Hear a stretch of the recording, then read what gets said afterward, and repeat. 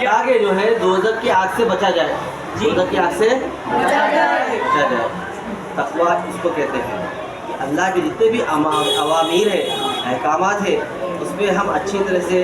چل کے اپنی زندگی کو گزار لیں تو ہم جو ہے دوزخ سے بچنے والے ہوں گے۔ باقی جنت پہ جانا تو اللہ کے فضل سے ہوگا، چاہے ہم کتنی بھی عبادتیں کر لیں، کتنا بھی شکر گزاری کر لیں، لیکن جنت پہ جو جانا ہے وہ صرف اور صرف اللہ کے فضل سے ہے۔ یہ قاعدہ آپ اپنے ذہن نشین کر لیں۔ اب دوزخ سے بچنے کے لیے اللہ کے اوامر میں کیوں چلنا چاہیے؟ آدم علیہ السلام کو اللہ تعالیٰ نے پیدا ہی جنت میں کیا، شروع میں جیسی بنے آدم علیہ السلام تو اللہ تعالیٰ نے ان کو جنت عطا کر دی، ایسے گفٹ دے دی نا۔ لیکن جیسے ہی آدم علیہ السلام نے ایک ممنوع چیز کو کھا لیا تو اللہ تعالیٰ نے ان کو کیا ہے وہ بہانے سے جو ہے زمین پہ بھیج دیے اور بولے یہاں پر آپ اور آپ کی اولاد جو میری ہدایت پہ چلے گا وہ تو جنت میں آ پائے گا واپس، اور جو میرے احکامات میرے ہدایت پہ نہیں چلے گا وہ خوف لاحق ہو جائے گا اور انہیں جنت کا مستحق نہیں ہوگا۔ لہٰذا اللہ تعالیٰ نے فرمایا قرآن کی پہلی آیت میں یا ایھا الناس اتقوا ربکم الذی خلقکم والذین من قبلکم لعلکم تتقون، اے لوگو اللہ سے تقویٰ حاصل کرو، اللہ سے ڈرو، اللہ کے احکامات اوامر پہ چلو، جیسے کہ پہلے کی امتوں پر لازم تھا چلنا، جس نے تمہارے کو اور تمہارے آبا اور اجداد کو پیدا کیا، اور تم تقوی حاصل کر کے کیا کرو دوزخ سے اپنے آپ کو بچانے والے بنو۔ اور آپ لوگوں کو اچھے سے معلوم ہے کہ آدم علیہ السلام جو ہے کیوں نکالے گئے جنت سے؟ شیطان کے بہکاوے سے اللہ تعالیٰ نے اس کے بعد فوری بات بتا دیا کہ شیطان جو ہے کھلا دشمن ہے، شیطان جو ہے کھلا دشمن ہے۔ اور علماء حضرات تو یہ بھی فرما دے شیطان تو ہمارا کھلا دشمن ہے، لیکن شیطان کو کون بہکایا تھا؟ شیطان کیوں نکالا گیا جنت سے؟ شیطان بھی نکال دیا گیا، پہلے شیطان نکلا، تو شیطان کو کیوں نکال دیا گیا؟ سجدہ کیوں نہیں کیا؟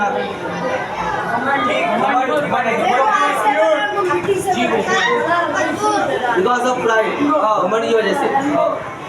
تو بولے اس کا نفس اس کو نہیں گوارا کیا کہ میں جو ہے مٹی کے سامنے سجدہ کروں، حالانکہ حکم اللہ کا تھا، مٹی ہو کہیں پہ بھی سجدہ کر لیتا، حکم ماننا تھا۔ ابھی بھی یہ کیا ہے پوری انسانیت کو یہی حکم دیا گیا اللہ کے احکامات کو مانو اور پھر واپس لوٹ کے جنت میں آ جاؤ، دوزخ سے بچو، دوزخ سے بچو۔ ماشاء اللہ میرے ذہن توجہ سے سن رہے ہیں، لیکن سوالات کے جب جواب پوچھے جائیں گے، طلب کیے جائیں گے، میں چاہتا ہوں کہ پوروں کے ہاتھ اوپر رہنا، ٹھیک ہے؟ تو اللہ پاک نے جو ہے شیطان کو مردود قرار کیا، کس وجہ سے کہ اس نے جو ہے اپنے نفس کی سنی، انہیں بولا میں تو ہوں اس سے بہتر، میں جو ہے آگ سے پیدا کیا اور انسان جو ہے مٹی سے پیدا کیا، لہذا میں کیوں اس کو سجدہ کروں؟ اور اللہ تعالیٰ نے پہلے ہی اعلان کر دیا تھا کہ ہم اس کو زمین پہ خلیفہ بنائیں گے، یعنی وہ انسان کو اللہ تعالیٰ زمین کا خلافت عطا کریں گے، یعنی جو اللہ کے احکامات کو لوگوں پر امپوز کرے، امپلیمنٹ کرے اس کو۔ تو شیطان یہ چاہ رہا تھا کہ میں بنوں خلیفہ، یہ تو بہت کم درجے کا انسان ہے۔ آج بھی ہم لوگ دیکھتے ہیں نا شیڈول کاسٹ، شیڈول ٹرائب، یہ قوم نچلے قوم کی ہے، اس کا کام بہت کم درجے کا ہے، آج بھی ہے، ایسا نہیں ہے کہ آج نہیں ہے۔ اللہ کے نبی صلی اللہ علیہ وسلم حجۃ الوداع کے وقت بولے کہ تم میں سے کوئی بھی جو ہے کسی سے برتری نہیں لے جا سکتا، آگے نہیں بڑھ سکتا، نہ مال کی وجہ سے نہ شکلوں کی صورت کی وجہ سے، سوائے اس کے کہ وہ اس کے اعمال اچھے ہو، اس کا دل اچھا ہو۔ سمجھ میں آ رہی بات؟ تو اللہ تعالیٰ نے رمضان کے روزے جو فرض کیے امت پر، اس سے پہلے کی امتوں میں بھی فرض کیے تھے، لیکن بات کیا ہو گئی؟ بات یہ ہو گئی کہ وہ امتوں نے صحیح طرح سے اس کو ادا نہیں کیا۔ حالانکہ وہ چند روزے تھے، چند اور اس امت کو بھی چند روزے دیے گئے 3, 10. لیکن بعد میں اللہ تعالیٰ نے کیا کیا کہ دین کو مکمل کرنے کے لیے پورے 29 یا 30 دن کے روزے دے دیے, پورے مہینے کے روزے دے دیے. کیوں دے دیے؟ تاکہ جو ہے انسان جو ہے بھوک پیاس یہ جو مشقت کرے خالی 3 دن نہیں بلکہ 30 دن یا 29 دن برداشت کرے, اور اس کو احساس ہو کہ میرے آنے کا مقصد کیا ہے. کیسا احساس ہوتا؟ اگر کسی بچے کے والدین اچھے سے اچھے اسکول میں بھیجے, اس کو اچھے سے توشہ بنا کے بھیجے, لنچ کے باکس بھی اچھا تیار کر کے بھیجے, شام میں ڈنر بھی اچھا کھلائے, اور انہیں اچھا کھا پی کے آ رہا, کھا پی کے پڑھ کے لکھ کے آ رہا. لیکن تھوڑے دنوں کے بعد میں کیا سوچتا میں فضول اسکول کو آ رہا ہوں, وقت ضائع کر رہا ہوں, بہتر تو یہ ہے کہ میں ہے نا اپنی مرضی سے ادھر ادھر پھروں, اپنی خواہشات پوری کروں. خام و خواہ میرے کو والدین جو ہے اسکول میں ڈال کے رکھے, لہٰذا وہ کیا کرتا اپنی مرضی شروع کر دیتا, اسکول کو بند کرتا, پڑھائی کو چھوڑ دیتا, اپنی خواہشات میں جب گزارا. جب اس کی اطلاع والدین کو معلوم ہوتی تو کیا کرتے ہیں لوگ, چلو تمہاری کوئی ضرورت نہیں ہے اسکول جانے کی, تمہارا کھانا پینا سب بند, اب تم کیا کرو گھر میں ایک کمرے میں بیٹھے رہو, تمہارا باہر بھی جانے کی ضرورت نہیں ہے. منع کر دیا گیا, اس کو منع کر دیا, قید کر دیا گیا اس کو. دنیا میں انسان کو جو بھیجا گیا ایز اے قیدی بھیجا گیا. آپ لوگ معلوم ہے مشہور اور معروف حدیث ہے کہ مومن کے لیے دنیا قید خانہ ہے اور کافر کے لیے جنت. جنت کس لحاظ سے, کیا جنت میں چلے گا کافر دنیا میں جنت دیکھنے لگ گیا انہیں؟ جنت تو موت کے بعد پتہ لگے گا جنت کیا ہے, دوزخ کیا ہے. دوزخ کو فرشتے جو ہے زنجیروں میں کھینچ کے سامنے جب لائیں گے پورے میدان حشر میں سب انسانوں کے سامنے, جب اپنے آنکھوں سے دیکھ لیں گے عین الیقین ہو جائے گا, تب لوگ پریشان ہو جائیں گے اور بولیں گے کاش میں مٹی ہوتا, کاش میں مٹی ہوتا, دنیا میں انسان بن کے نہیں گیا رہتا. دوزخ کی دہکتی ہوئی آگ اور اس کے نظارے جب دیکھیں گے, جب آنکھوں سے دیکھ لیں گے, تو جو ایمان والا نہیں رہیں گا انہیں بولے گا میں تو دنیا میں اپنی من چاہیے زندگی گزارا, اللہ کو نہیں مانا,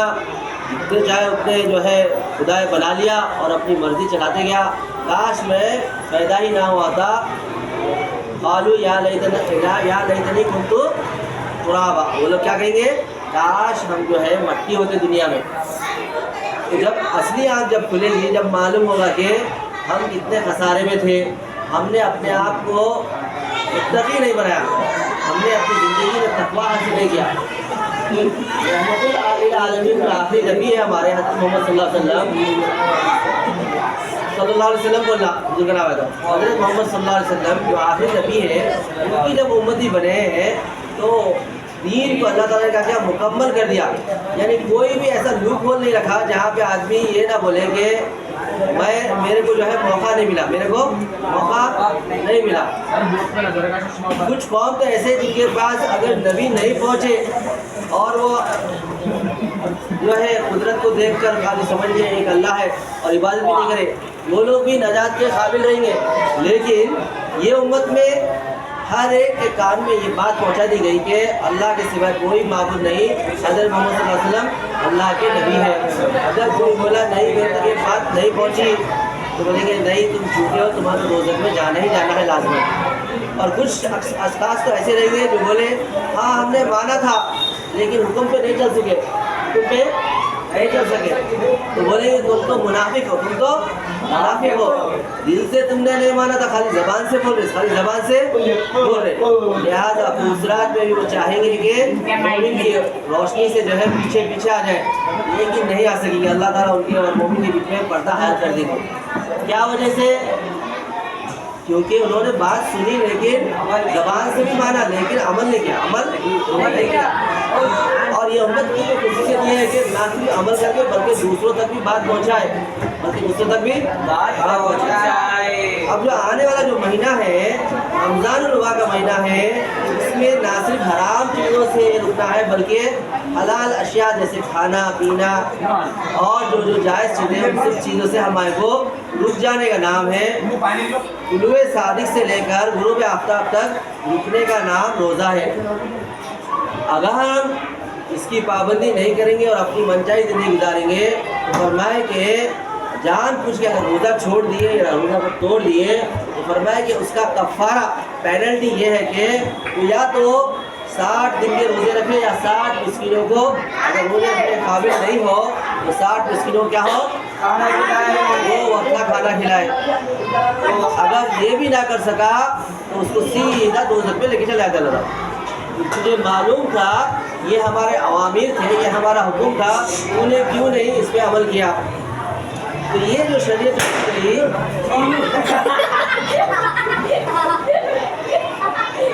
اسی کی وجہ کچھ پڑ گیا ٹوٹ گیا الحمدللہ بولنا میں بچ گیا میرے اوپر نہیں گرا بول دے.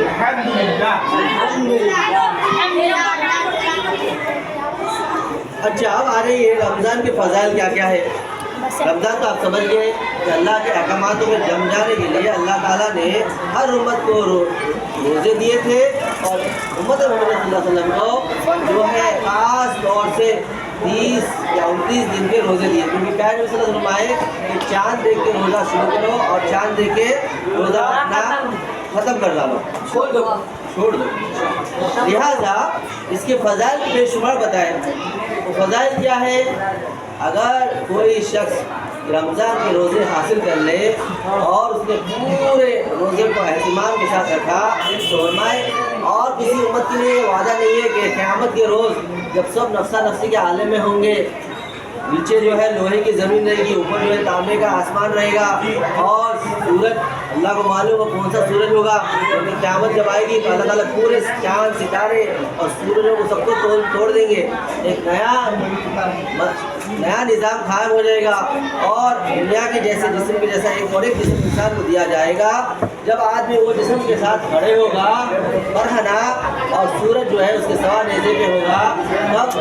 نفسا نفسی بولے تو اپنے پریشانی میں میرا کیا ہوگا, پریشانی میں پسینے میں ڈوبا ہوگا. ویسے حال میں فرشتے جو ہے دسترخوان لگانے رہیں گے, دسترخوان بچھانے رہیں گے اور ہما قسم کے جو ہے پھل میوے رکھے رہیں گے. لوگ پوچھیں گے یہ کس کے لیے؟ فرمایا جائے گا یہ جو رمضان المبارک کے روزے رکھے ان کے لیے. رمضان المبارک کے روزے صرف اس امت کو ملے, پہلے کی امت کو نہیں ملے. دوسرے امتیں جو ہے افسوس کریں گے, حسد کریں گے اور یہ امت کے جو امتیاں جو رمضان کا اہتمام کرتے تھے وہ خوشی خوشی جا کے کیا کریں گے, میوے کھائیں گے. روزہ نہیں رہتا وہاں پیر جما دیے جاتے. جب تک آپ 8 سوالوں کو جواب نہیں دیں گے آپ کے پیر ہٹیں گے نہیں. لیکن ان لوگوں کو رخصت ہوگی جو